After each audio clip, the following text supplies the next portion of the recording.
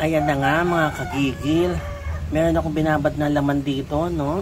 Binabad ko sa barbecue marinade. Magba-barbecue sana ako. Kaya lang pagtingin ko, wala pala akong barbecue stick. Eh, Diyos ko, napakalayo ng bayan dito, no?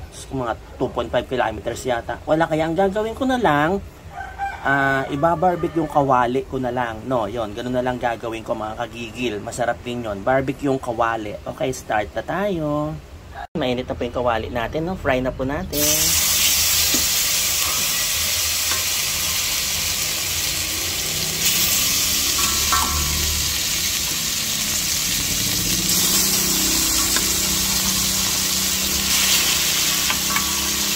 Wala kasi akong pantuhog, ano? Kaya ayan, barbecue sa kawali ang ating gagawin, mga kagigil. Masarap din yan, ano? Mas masarap actually.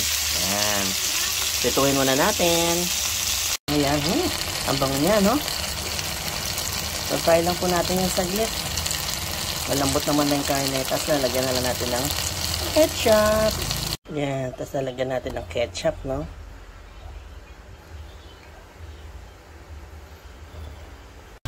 Tapos mix lang po natin yan. Ayan, meron tayong barbecue sa kawali. Ready to eat na tayo, mga kagigil. Sarap!